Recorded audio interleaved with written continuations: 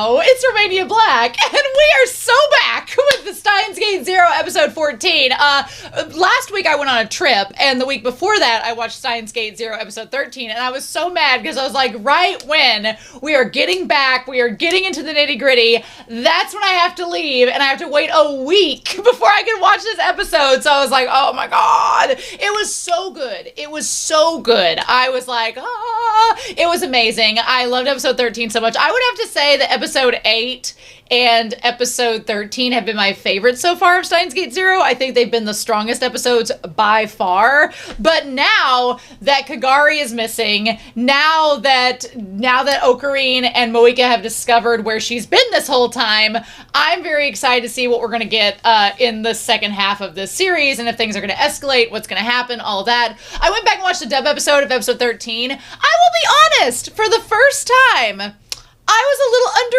underwhelmed by J. Michael Tatum's performance. It was all right. It's just, I feel as if Miyano Mamoru in that climactic scene, and I don't know the sound design for the English dub, if there was something up with that, but the climax of episode 13, where you have the OP coming in, or the ED coming in right when they discover where Kagari's been, and then Miyano Mamoru, that was just so perfect. So perfect. Absolute chills, everything. And I don't know if the English dub like underscores the sound and makes it like get quieter. I don't know what it was about that scene, but I just did not feel the same chills watching it in the dub than I did the sub. So I don't know. That's been the only time that's ever happened. So I don't know. Maybe I was getting my expectations hyped too much. But J. Michael Tatum still did an amazing job. The only note I had from the dub was that whenever Moika is saying they have to get back by dark, she says in the English dub, she's like, we can't stay out after night. In darkness, darkness kills. And I was like, spoken like a true gamer, girl. But yeah, so I'm really excited to see what we're going to get out of this episode. Thank you so much for watching, and for those of you that have commented, that have left spoiler-free comments I can actually check, I appreciate that. Y'all are real ones. And yeah, I hope y'all are excited for the second half of this series. I know I am. I'm really excited to see where it goes. But with that being said, we're not going to waste any more time. We're going to be diving in. Real quick before I start, I want to give a shout out over to our philanthropy tier over on Patreon to thank you all so much for your support, because I greatly appreciate it. So from our tier this month, I want to thank Sunspots, Zachiel, username123, as well as Jason N, Alexandra Q, Be Happy, Dana, Alex Cornejo, as well as Dana, Damage3245, as well as Violet Stardust, Alex Cornejo, Beato B, Diana Williams, Daniel Devorin, Damage3245, Eric, I think I've said that one name before, Show Go Sleep Turnip, as well as Lyndon L. Ferreira, Jessica Cullen, Murphy, Nicholas Poppy, Rast, Jack Witt, Rose Jennison, as well as Sugamom, Shimoyama, Translucent Men, Yanin, Zero Anti-Zero, My Chua Her, Chewy, and Rhett the Best. You all are amazing. I really appreciate it. All of my love. And with that being said, if there's any other additional patrons that I will double check Patreon before posting this, I'll update it here on the side here. But thank you all so much. If you are not a patron, please do your part to help support the channel. Please like the videos, subscribe, and comment down below to let me know how you thought about the episode. But it just started storming outside, which feels like the gloomy atmosphere of the stormy weather fits this episode perfectly, because we ended off with Suzuha chasing after Kagari in a thunderstorm. Now Kagari is missing. The ambiance of the rain seems perfect to be diving into episode 14. So let's not waste any more time with that. All right, let's dive into this. We are going to start Steins Gate Zero, episode 14. And we are going to do that here in 3, 2, 1. And let's do it to it.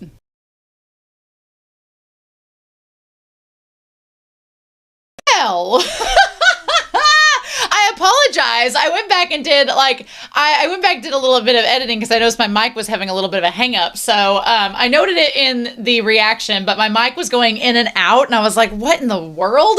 So I apologize if it got a little quiet in there. I will make sure to check this sucker to make sure it's on and that it was working. I think it might have been turned off. I think when I reached for it to maybe adjust it, I turned it off on accident. I'm like, well, that was a bad idea. So Okay, so with the OP and ED, we've had an OP and ED change, which we're in the second half of the season, so surprising no one. I went back and checked the moderator's notes. I can watch the ED starting with the next episode, but they told me to wait on the OP.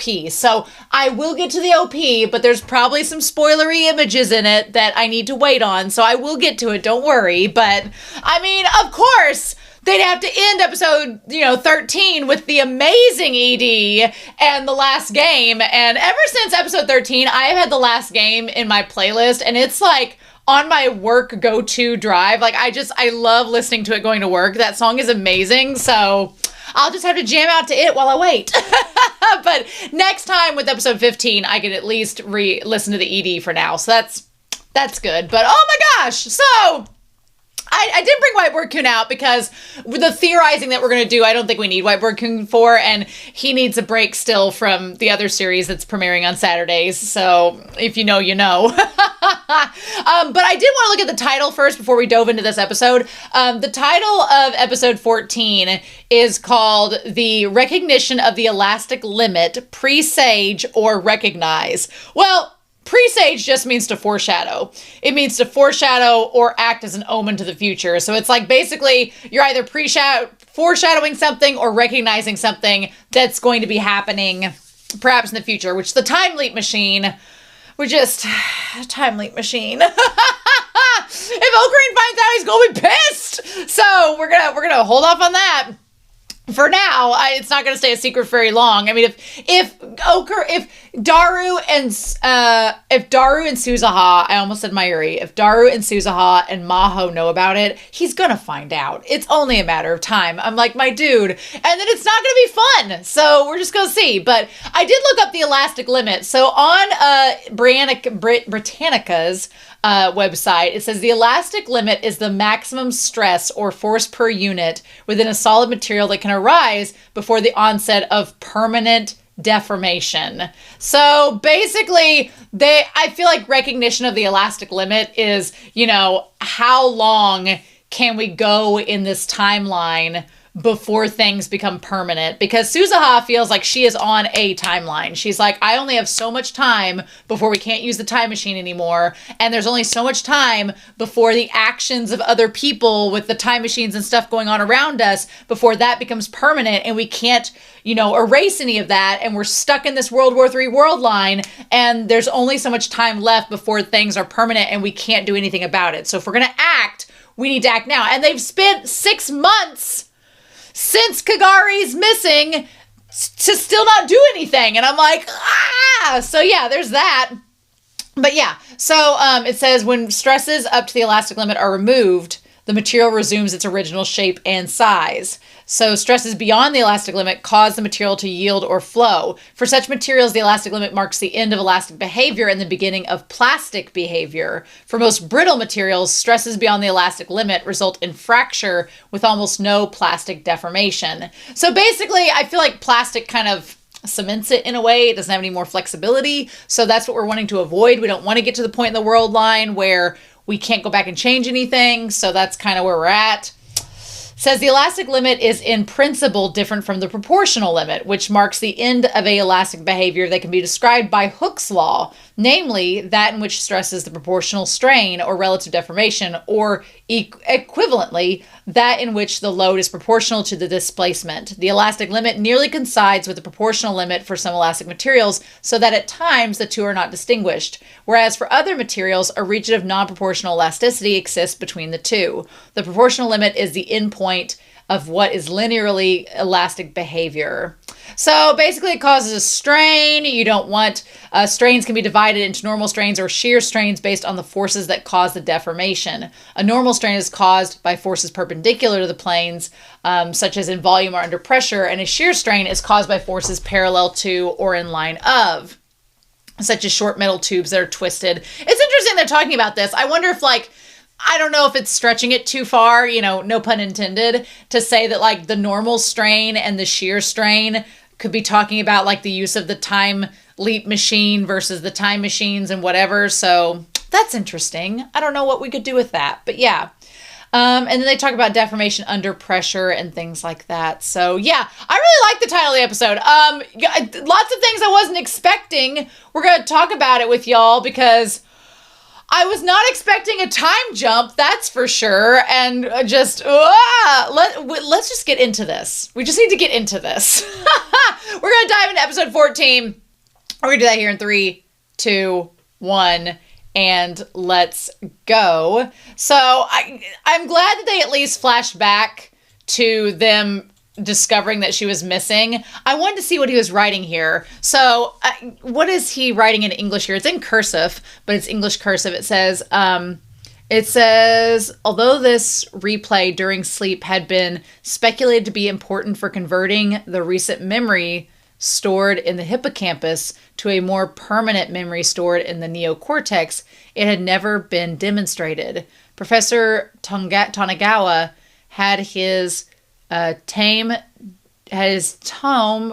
demonstrated that this is still nothing in the memory formed within a day into the memory that still exists in something the eater. They concluded that the system, what does it say there?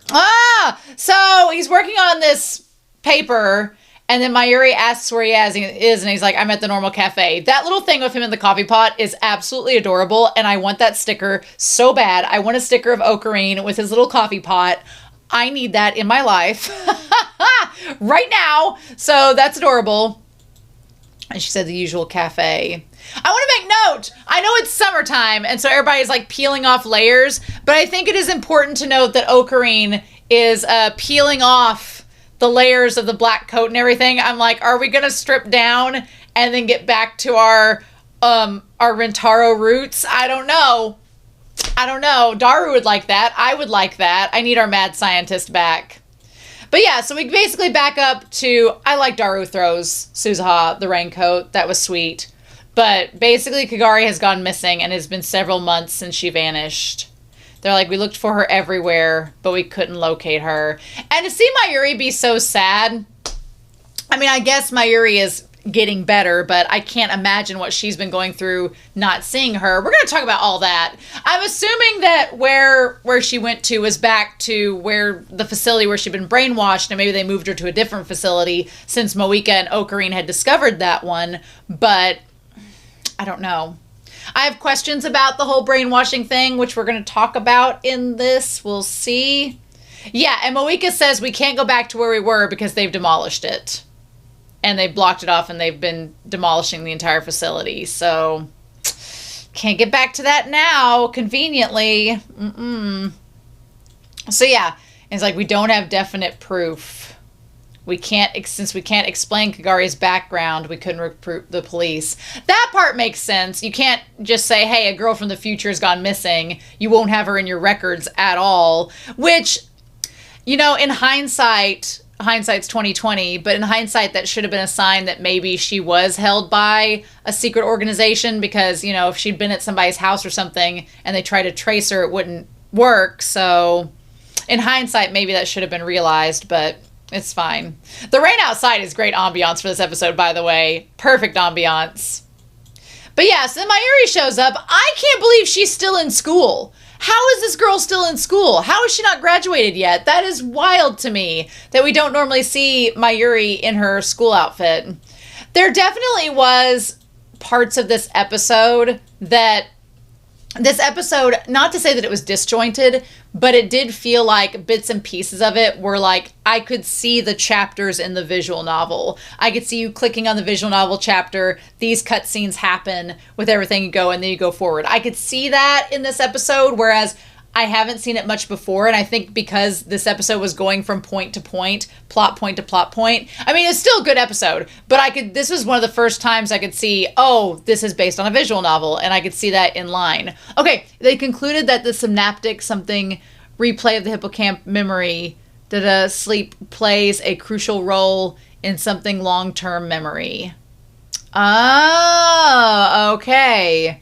So he's basically like writing everything out in English, I'm assuming because he's trying to prepare an essay to get accepted into the university that the professor wants him to go to. And so he's having to write in English. That's really good cursive. That's better cursive than I have. So that's crazy.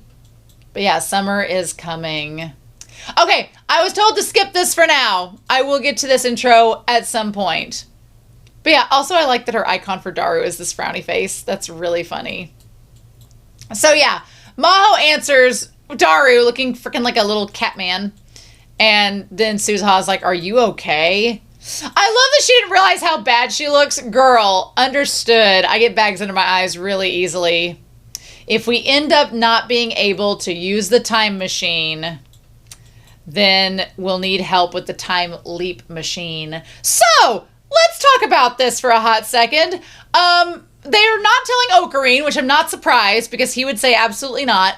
But they both are like, so we want to, we basically want to create the time leap machine. If we can't use the time machine that's upstairs, we're going to create the time leap machine to try to go back and change some things. And I'm like, at what point did you, also RIP Skype. This thing it says Skype up in the corner, RIP Skype. So RIP outdated technology now, which is crazy that that's already outdated. Wild. But yeah, Okarin's gonna be mad. The time leap machine was a big no-no, but Suzuha was like, fine, if you won't do this, then I'm gonna do it, and you shouldn't be surprised. And for Daru to get on board with it, I think that's pretty telling. And so they're like, do you think it's doable? So in this, what does it say? I got to the point right before Okarin broke it apart. So there's her email there, and there's the professor saying, Amadeus, great. Whoever Mary is says hello. Young Einstein in Japan, and the periodic report. So he just basically Okarin seeing him, and then Amadeus, and then Mary says hello. We don't know who Mary is. Maybe Mary is her mom or coworker. Interesting. Interesting indeed. Okay, but yeah, it says periodic report. Okay, it's not even close to stable.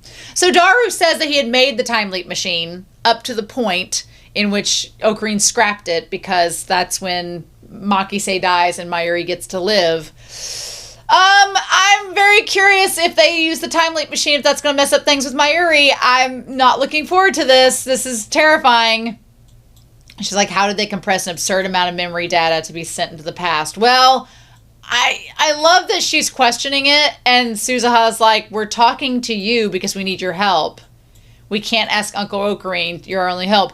I think that on the one hand, Maho makes a good note that since she's like, you're just, not every scientist knows how time leap machines work. I can't just help you. But I feel as if they were helping her because she was so close to Kurisu. And they're like, well, you were close to her, so weren't you all talking about the same kind of things? And Maho can't quite admit that, she was rather jealous of Makise, so she wasn't listening to everything that was going down with her, and it's like, ugh. So that part is intriguing to me, very intriguing, and I do think that Maho, here's the crazy part, we find out later in the episode, Maho is all on board with picking up where Kurisu left off and becoming the master, the student becomes the teacher, and that's terrifying. Again, ever since people said that Maho isn't shown in the future, that makes me very nervous. So I don't know if Maho's going to end up getting hurt by the professor or what's going to end up happening, but that's a great shot of her with, Kurisu in the background or in the foreground and Maho in her shadow. That's so good. I feel for Maho being in her shadow. I feel for Maho. I feel why she would want to take it upon herself to take on Kurisu's mantle and figure it out for herself. I feel her, but damn. You had the brains of a genius, which Maho's very smart too. And Daru's like, I think you're a genius in your own right, which is very sweet. But she's like, I've got work to do. So she doesn't answer them immediately, but good to know that her room is somewhat more organized than the hotel room she stayed at. It at least looks more organized. But I love that we bookend this episode with, at first, Maho says that Salieri couldn't compose the songs that Mozart did. But then, she ends up being like, he couldn't compose the songs that Mozart did, but he drew inspiration from Mozart and became a celebrated composer in his own right. So she's like, I'm going to forge my own path and do my own thing with the time leap machine, which again is dangerous. And I'm like, okay, all right. Poor Maho, though. She realizes that everybody was... Where is she at? Like, what place is she at? This dorm or apartment or whatever looks really, really nice. And also, that caricature of an American is hilarious to me. Love that. Poor Maho, though. Like, she's like, they had to see me like this. No. Okay, so then we get to the conversation between Daru and Suzuha, saying as soon as Okarin hears it, he'll scrap it. And he's like, you know, Okarin's always dead serious when he says it. Don't think about changing the future. Okay, before we get any further, want to say I love Suzuha's outfit. The little jacket, the hoodie vest with the t-shirt looks great. I can understand where he's coming from. But is letting World War III in this world line happen the right choice? I think that what's so intriguing to me in all of this is that they're trying to find the right answer, but the right answer does not involve necessarily changing specific actions, but making things look the way that they're supposed to. And I'm going to be very excited when Okarin gets to the aha moment about what he should tell his former self. I'm waiting for that to happen. I'm excited for that to happen. It probably won't happen until the end of this series, but I'm ready for us to get to that point because that's going to be really, really nice. Really nice to see go down. And Daru's like, I'm sure Okarin would agree with you that it's not right to take action. He's got the time machine. He needs to find Steins Gate. He's got the ability to read other world lines. Why won't he try? And I wish... obviously, Okarin has told her multiple times that he has tried and it did not work out. And there's a part of me that wishes she could understand that, but... maybe she won't get to the point where she has to understand it. And Daru's like, I don't think he's given up yet. I'm with Daru. I'm looking forward to the day where he goes, mwahaha, and does like the, I'm ready for that day. I saw somebody, I posted randomly on Twitter, and I think it's because I posted on Steins Gate, the episodes coming out on my channel, but somebody was like, oh, it's Steins Gate is, I'm a mad scientist. And Steins Gate Zero is like, I'm a mad scientist. I could not agree more. I'm like, yes, we need our mad scientist in a happy way back, not in the way that it is now. So yeah, she's like, well, what are we going to do? And then the moment Suzuha says we can't count on Okarin while she's in the Gendo pose, I'm like, oh, that's dangerous. So dangerous. So as we have it, Suzuha and Daru and Maho are working together to get the time leap machine up again so they can find a way to go back and fix things. And Okarin has no clue about it. So that's great. That's cool. And Maho's coming back to Japan. Great. Wonderful. Aww. And so then they get the text about Fubuki. This part here with Fubuki being back in the hospital seemed like such a non sequitur. I don't know why we had to like go back to that. I guess the whole point was to see the professor in the hospital. I guess that was the whole like, what a coinky dink that this happened to happen. But it definitely, that was the part that felt like a virtual novel where it seemed like a chapter of it, like on its own. Didn't quite flow with the rest of the episode, but it literally is just for the plot. And she's like, go be there. And like, what happens if I end up not being born? And he's like, fine, I'll go. I'll do my best. And that's also her seeing the little metal Oopa is part of the plot advancing forward. So here's the thing. Do I think somebody planted that metal Oopa at her apartment to get Kagari to come and try to attack her? Yes. Yes, I do. Do I think it was our good Judy? Yes. Yes, I do. So at this point, I think that this one spot right here is proof enough to us that it was not Yuki that is in the masked biker outfit. Because, couple things, and now I wish I'd brought White Raccoon out. So that's what I get. But okay, so with Yuki, one, she's at the hospital with Fubuki. Did she walk all the way over here, plant the metal Oopa, and then take off to the hospital? I don't think so, because I think whoever is in the biker outfit is connected to Kagari's kidnapping and Kagari being brainwashed. So my theory is that our good Judy, aka the professor's friend, is working with the professor. They've kidnapped Kagari and brainwashed her. And meanwhile, they've brainwashed her to kill certain people because of her mommy, because of Mayuri, which we'll talk about in a hot second. Because I have a little with some of the brainwashing, but we're not there yet. So I think Judy and the professor are working together. We know the professor's in Japan. Convenient. Around the same time that Kagari goes missing. Convenient. And Judy hasn't been spotted since she went on the airplane, but she could have flown back very easily. Very easily. She could have flown back. I think that Judy was the one in the outfit that was running around, and she's working with the professor. They both brainwashed Kagari to start to kill everybody else. Conveniently, because now Maho's back in America, so they don't need them anymore, except Okarin. Okarin's the only one they need because he's the genius, but everybody else can be gone. And they sent Kagari to go do it. So I think this is solid proof that it's not Yuki, because Yuki's at the hospital with Fubuki, and maybe that was the intent to prove that. But I think that proves that it was Judy that planted it. Or someone working with them. Also, this subtitle of AH Tokyo General Hospital makes it sound like, Tokyo General Hospital, which is just funny to me. So Okarin shows up. Okarin looking pretty much like he belongs on The Bachelor. But yeah, so Fubuki's like, hey, false alarm. I was just here getting a checkup and everybody overreacted. And then Daru shows up and manages to see Yuki. So there's that. Also, I found out that Yuki and Suzuha in the English dub have the same voice actress. That's fun. Also, I love that he's like, oh, hello. And he's just so cute. Like, Daru liking her is really cute. And Okarin's like, look at you. Look at you getting that. Speaking of getting that, that's when he notes the professor. Why does everyone need their own private room? It's a necessity. That's what you keep saying, but I don't think it's possible.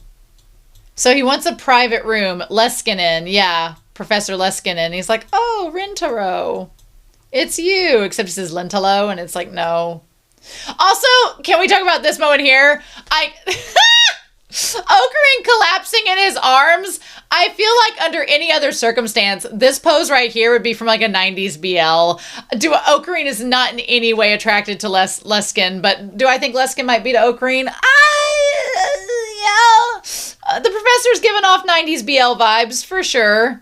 I love that one of Mayuri's friends, this girl's a Fujoshi. She is the girl with black hair, certified Fujoshi. She is into whatever is going on right now. Daru, this is his nightmare. He's like, no one will speak of it. This girl, she's already wrote 3 AO3 fanfics in her mind. We'll be posting when she gets home. Like, that's how this girl is. But damn, that's so funny. The world's third Einstein. I'll eventually have him join my research team. Will you now? Will you now? That's the crazy thing, is that this professor has no clue how Okarin is about time travel. I anticipate that one of the twists coming up in this is that the professor is going to ask him to help on his time machine time travel team, and Okarin's going to have a high-speed come apart. Like, that might be what pushes him over the edge. It might be. All his work to join a team that's doing the exact thing he doesn't want to happen. You know, we'll see. Yep. And so Mayuri notices that the professor is one of the guys that Okarin's trying to get to work to and work with. But Daru's like, did you know about this, about him going overseas? And Mayuri's like, yeah, I know, but she's like, he's working towards it. Interesting. And the fact that Okarin calls out the professor for lying to the hospital director, he's like, I didn't lie to anyone. I might have told him September, but I didn't say which year. That in itself, him talking about the different years, that's shady. And here's my problem. This is my dilemma with the doctor. I love his character in this world line, in this time period, because of how he acts. But now that we've had that moment last week where we saw that Kagari was being brainwashed by this guy, I think the professor that Suzuha is talking about is this guy. Because Suzuha she saw the professor at the Christmas party, but he's significantly younger. So I think that this is the same guy that's been brainwashing Kagari and possibly tortured Suzuha's troop members. I think he's putting on a giant, massive act, playing goody two-shoes and playing like cutesy, and then he'll reveal that he's a giant jerk at some point in the series. And that makes me so sad because I like him as this, but knowing what he actually is underneath that makes me very angry. I'm like, did he go to the Aizen Sosuke school of professional manipulation? So then Okarin asks if Maho is there, and he's like, is she? Are we curious? And he's like, well, yes, you know, from a professional standpoint. And he's like, unfortunately, she's back in America. Like, I need every American to do this dramatic pose whenever something is incorrect. Regrettably. See, I like him and how dramatic he is, but then I'm like, he's also evil, I think. We'll see. I'll tell her that you were asking about her. Yeah, don't trust this guy any further than I can throw him. So yeah, the only reasonable assumption, I want to go back to what those books say. Brain, the best proof is experience. Well, Okarin would tell you that the best proof is experience. He would tell you that's why we shouldn't have a time machine, but anyway. And so she's going through with her calculations and worrying about what to do next when Amadeus gets involved. Well, first she sees a text from the professor. Oh my God. Get this man's face away from him. Poor Okarin. Oh my God. This poor man. I feel for him. She's like, what the heck? And then Amadeus is like, did something happen? I'm surprised at this point that they have not made the conclusion that they could use Kurisu's memories from before she went to Japan to help make the time machine and the time leap machine. Like, I'm amazed that that wasn't like first thing we thought of, because if she wrote the paper about time travel, surely she would know about it as well. But yeah, he's such a weird guy. She's like, I thought so from the beginning. The first thing he asked was if time machines could be built or not. I'm glad that we made a call back on that. And she's like, you have the memories from last spring before she went off to Japan. And then there's the question of, if you had the knowledge, would you make a time machine? And Amadeus is like, well, I guess. And then Maho's like, but if you knew that someone said time machines were the devil themselves and would be the ruination of humanity, would you still make them? And Amadeus is saying, well, I would not want to use it, but I would probably make it. Like, that science-minded scientist brain being transferred to this AI is terrifying, very scary, but also kind of tracks with what Kurisu was wanting to do. So they have this conversation here. And I like that Amadeus is like, well, we don't even know like the impacts that it would have. I would still make it. So then we have the little toy. And I'm glad that Suzuha is smarter than she lets on sometimes. Because when she was questioning whether or not the toy was dropped off half a year ago, it's like, no, this was recent. And she's like, okay, this seems like a sign I'm going to get attacked. So I'm going to set up a trap and get somebody, like, says he's coming home. And so Suzuha's like, okay, I can probably lure whoever it is into the apartment, and my dad will get home right about the right time to help me out if I need.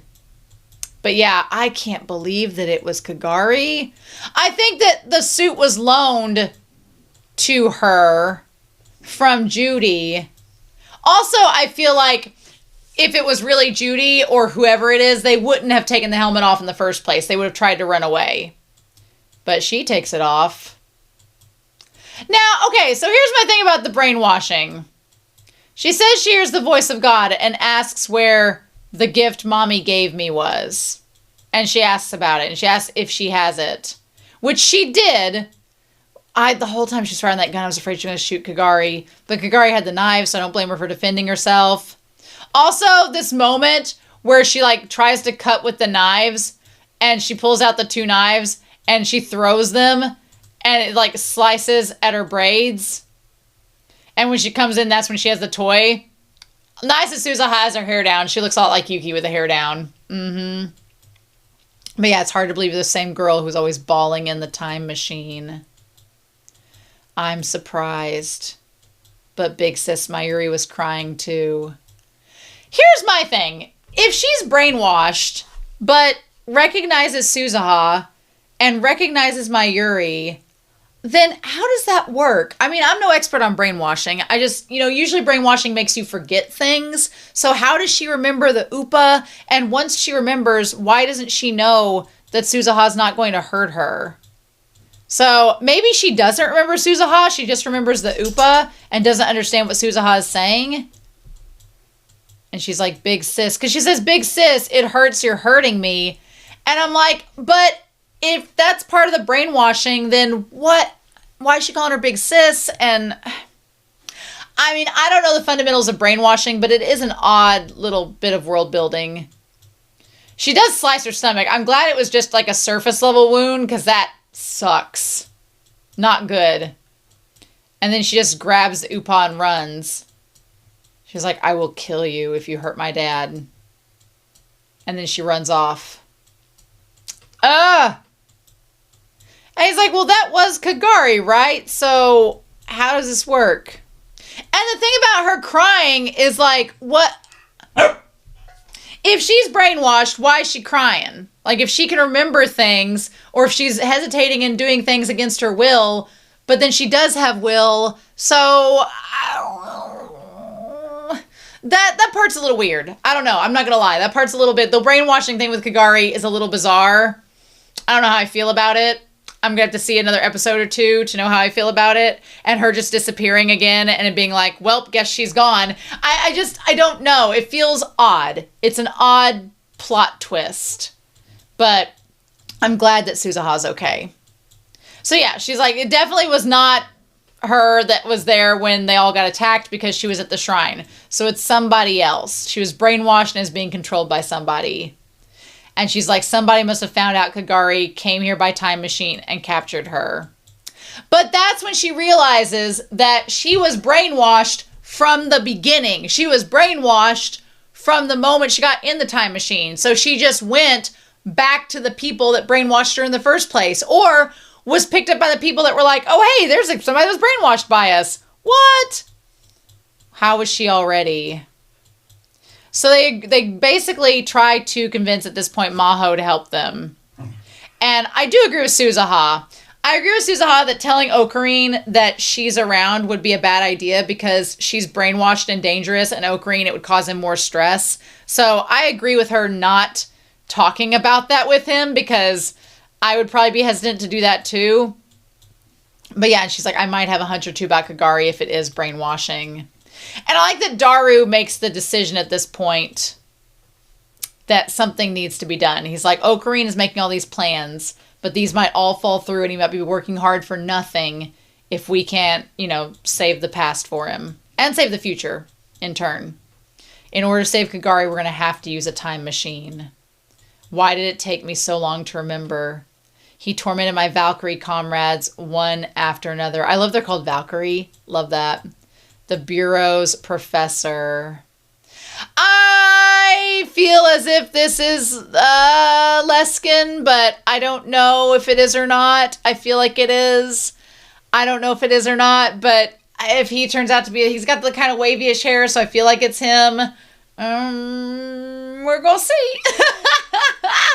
So yeah, I'm curious how this whole thing with Kagari being a brainwashed sleeper cell that is somewhat cognizant of her past, how that all works. Because usually if you're brainwashed, you don't remember anything, but who am I to say anything? We'll find out from the show. But they're deciding not to tell Okarin and instead enlist the help of Maho to get the time leap machine finished.